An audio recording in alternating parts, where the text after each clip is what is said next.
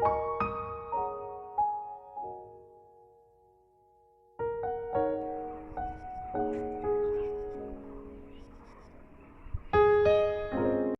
বন্ধুরা, তোমরা সবাই কেমন আছো? আশা করছি যে যেখান থেকেই আমার ব্লগ ভিডিওটা দেখছো সকলে ভীষণ ভালো আছো। আমরাও কিন্তু খুব খুব খুব ভালো আছি। আর দেখো, আজকে রান্নাঘর থেকে তোমাদের সঙ্গে শেয়ার করছি ভিডিওটা। এখানে ওই যে রাতে যে ফুলকপির ডাঁটাগুলো সব বানিয়ে রেখেছিলাম, তো আরও কিছু বেগুন আলু এইসব বানিয়ে এই চচ্চড়ি বসিয়ে দিলাম। আর মাছগুলো না বাড়ির পাশ দিয়ে একটা কাকু নিয়ে যাচ্ছিলো, তো সেখান থেকেই মাছগুলো নিলাম। তো মাছগুলো বেশ ভালো ছিল। আর দেখো আমার মাম্মাম সোনা ওই যে আজকে গাছের ডালগুলো ছাঁটাই হচ্ছে, তো কদমগুলো নিয়ে সবাই খেলছে। আর আমি এদিকে রান্না করছিলাম। বাজে কিন্তু এখন 11টা। সকালের খাওয়া আমাদের এখনও হয়নি। এই যে মাম্মাম সোনাকে খাওয়াবো, আর ওই যে ওনারা যে দুজন, একজন গাছ কাটছে আর একজন দিদা আছে, উনিও খড়িগুলো সাইড করছে। তো দুজনের জন্য 2 কাপ চা বানিয়ে দিলাম। আমরাও এখন খেতে বসবো। আর তোমাদের দাদাভাইকে না ওই 2টো কাপ ধরিয়ে দিলাম, আমি বললাম তুমি দাও ওনাদেরকে। আর দেখো এই যে এই কদম গাছের ডালগুলো ছাঁটা হয়ে গেছে সম্পূর্ণ। এখন একটু বাড়িতে রৌদ্র পড়বে, তবে কি বলো তো, গরম আস্তে আস্তে যদি আবার ডালগুলো বেরিয়ে যায় তবে বেশ আবার একটু স্বস্তি হবে। তা না হলে গরমের দিনে যত পরিমাণে রৌদ্র, বাড়িতে থাকাই যাবে না কিন্তু। আর এই ডালগুলো ছাঁটার কারণ একটাই, বাড়িতে একটুকু রৌদ্র পড়ে না। আর জামা কাপড় তো শুকাতেই চায় না, সারাদিন মেলে রাখলেও মনে হয় জামা কাপড় শুকায় না। ওনারা ওই যে সব কিছু ওই বেড়ার পিছনের দিকে রাখছে, আর ওখান থেকে ছেটে ছেটে নিয়ে যাবে বাড়িতে। আর এই গামারি গাছটাও এটা কাটানো হচ্ছে, কারণ কি বলো তো, ভীষণ শুঁয়োপোকার অত্যাচার এত পরিমাণে বেড়ে যায় না। ওই মাম্মাম সোনার হাত পায়ে এর আগেও তো লেগেছিল, তো সেই কারণে এই গাছটা তোমার হচ্ছে কাটাতে হলো। আর দেখো, গাছ কাটতে গিয়ে আমার ফুলের গাছটা পুরো গাছের উপর দিয়ে একদম ভেঙেই পড়লো। তো যাই হোক, ভাঙেনি। আমি তো প্রথমে ভয় পেয়ে গেছিলাম, আমি ভাবলাম হয়তো ভেঙে গেছে, কারণ এই গাছটা ভেঙে গেলে পুজো দেওয়ার কিন্তু ভীষণ একটা সমস্যা হয়ে যেত, কারণ ফুল ফুল কোথায় পেতাম বলো তো। আর ওদিকে তো আমি ঘরে এসে আবার চচ্চড়িটা নাড়াচাড়া দিচ্ছিলাম, হওয়ার মধ্যেই ধনেপাতা দিয়ে নামিয়ে দেবো। গাছ টেনে তোমাদের দাদাভাই হাঁপিয়ে গেছে। ওই দেখো চেয়ারে ওইখানে বসলো, আর আমি এদিকে রান্না করছিলাম। এদিকে এই যে ব্ল্যাঙ্কেট, আমাদের ব্ল্যাঙ্কেট, মাম্মাম সোনার ব্ল্যাঙ্কেট, বালিশগুলো তো চালের উপর দিয়েছি, তো সেগুলোকেই এখন ভাঁজ করে করে রাখছি, কারণ অনেকটাই দেরি হয়ে যাচ্ছে। ওই যে কলপারে অনেকগুলো বাসন নামিয়ে রেখেছি, ওখানে যেহেতু ডাল কাটছে, তো সেই কারণে আমি তো বাসন মাজতে যেতে পারলাম না। সকালে ওই যত খেয়েছি সেই বাসনপত্র, তারপরে এই যে রান্না বান্না হচ্ছে সেই বাসনপত্র, অনেক ঢিপ লেগে গেছে। তো ভাবলাম আমি তো যেহেতু বাসনপত্রগুলো এখন মাঝামাঝি করতে পারবো না, ঘরের কাজগুলোই করে নিই। আর এখন ভাত বসিয়ে দিলাম। সকালে না প্রেসারে ভাত করেছিলাম, বেগুন ভেজেছিলাম আর আলু সিদ্ধ দিয়েছিলাম। অনেক দিন পর জানো তো বন্ধুরা, আজ সকাল 9:45টার দিকে ঘুম থেকে উঠেছি। মানে 1-2 বছর পর তো হবেই। আমার ছেলে পাশ থেকে বলছিল, মা আজকে তুমি উঠে রান্না বান্না করবে না? তো আমি বলছি হ্যাঁ বাবা করবো। ছেলে আমাকে কোনো দিন এত বেলা পর্যন্ত ঘুমিয়ে থাকতে দেখেনি। আর যেহেতু ঘুমিয়ে আছি, ও ভাবছে হয়তো মা আজকে রান্নাবাড়ি করবে না। তো আমি তো ইয়ার্কি করে বলছিলাম যে আজকে সোনা বাবা রান্না করে আমাদের খাওয়াবে। তো মানে ইয়ার্কি ও একদমই বোঝে না, ও তো কান্নাই করে দিয়েছিল এক প্রকার। আমি বললাম হ্যাঁ বাবা করবো। আর এদিকে রাতে দেখতে পাচ্ছ খাবার নিয়ে বসে পড়েছি। আর কী কী রান্না করেছি তোমাদের সঙ্গে তো দেখালাম। আর ছেলের ওই যে ডিউটি, ছেলে জল ভরছিল, আর এদিকে আমি সবার খাবারটা দিয়ে দিলাম। আর ছেলে পড়তে গেছিলো আজকে, ছেলের 5টার থেকে পড়া ছিল, তাড়াতাড়ি চলে এসেছে। আর মাম্মাম শোনা না আজকে দুপুরে ওকে ঘুম পাড়ানোর সময়ই পাইনি, আর ও ঘুমায়ও নি। এই দেখো বন্ধুরা, খেতে বসেছি। আর কি হয়েছে বলো তো, একবার দুবার মুখে দিয়েছি, মাম্মাম সোনায় উঠে পড়েছিল, কান্না করছিল ভীষণ। তো আবার হাতটা ধুয়ে মাম্মাম সোনাকে ঘুম পাড়িয়ে আমি খাবারটা খেয়ে কলপাড়ে চলে আসলাম বাসনগুলো মাজতে। বাজে এখন রাত 10টা। দাদাভাই আজ যেহেতু খাটাখাটনি করেছে, শুয়েই পড়েছে।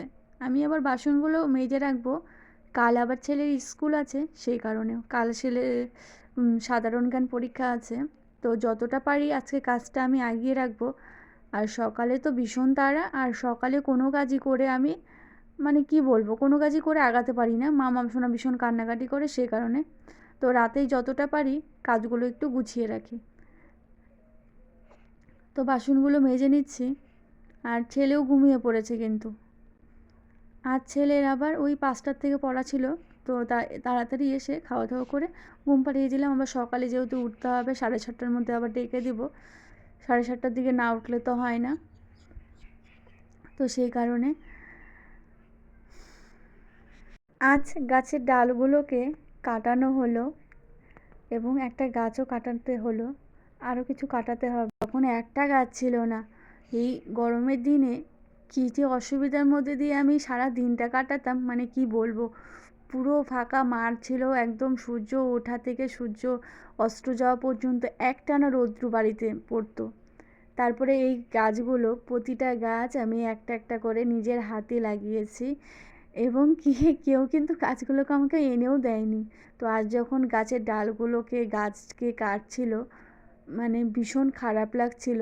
তবে কি বলো তো, গামারি গাছটার কাটার কারণ একটাই, ভীষণ শুঁয়োপোকার উৎপাত। আর বাচ্চা কাচ্চা যেহেতু থাকে, প্রতিটা জামাতে আলনাতে, মানে যেখানে দেখো সেখানেই শুঁয়োপোকা, সে কারণে। আর আশপাশেও সবার বাড়িতে চলে যায়। আর এবারই তোমার বলছিল যে গাছটা কাটাতে, আশপাশ থেকে অবজেকশন আসছিল, সেই কারণে না গাছটা কাটিয়ে দিলাম। আর কদম গাছটা এখন কাটবো না।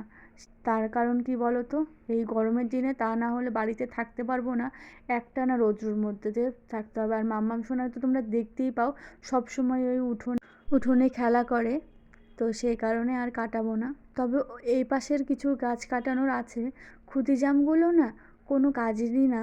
তো ওখানে ভাবছি ওই গাছগুলো কেটে আরও তোমার অন্য গাছ লাগাবো।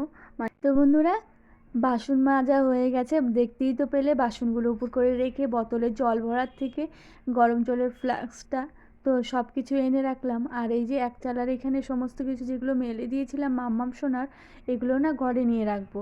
এগুলো আর রাতে বাইরে রাখবো না, এনে ওই ঘরে মেলে দিয়ে আমি আবার রান্নাঘরের লাইটটা অফ করে, গ্যাসের চাবিটা অফ করেছি নাকি সব কিছু ঠিকঠাক করে রান্নাঘর তালা দিয়ে আবার চলে আসলাম পাশের রুমে। এই দেখো সবাই জ্যাকেট খুলে একদম বিছানায় ঢিপ দিয়ে রেখেছে, তো এগুলোকে একটু ভাঁজ করে রাখি। আর ছেলে যেহেতু কাল স্কুলে যাবে, ছেলের সমস্ত কিছু আমি একটু ভাঁজ করে গুছিয়ে রাখলে তাহলে সকালবেলা না খোঁজাখুঁজি করতে হয় না, সবটাই কিন্তু স্মুথভাবে হয়ে যায়।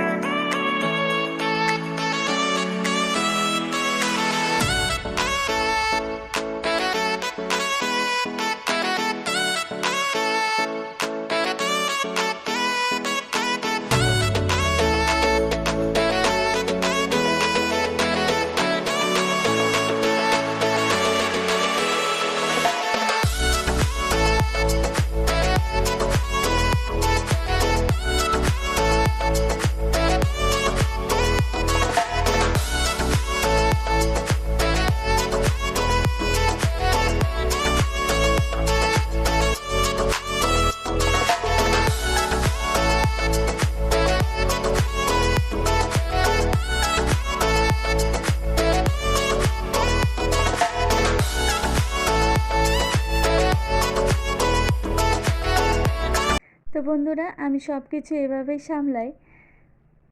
আর কি বলো তো, সব কাজ মোটামুটি হওয়ার মধ্যে শুধু ছেলের এই যে সমস্ত প্যান্ট শার্ট এগুলো সব কিছু আমি এই বিছানায় রেখে দেব। আর মাম্মামকে খাওয়াতে হবে, মাম্মামের খাবারটা আমি গুলিয়েছি। মাম্মামকে উঠিয়ে একটু খাইয়ে দিলে তাহলে রাতে আর কান্না করবে না। আর দুপুরের দিকে একটু ভাত খাইয়েছিলাম, তারপরে আর খাইনি, ঘুমিয়ে পড়েছিল।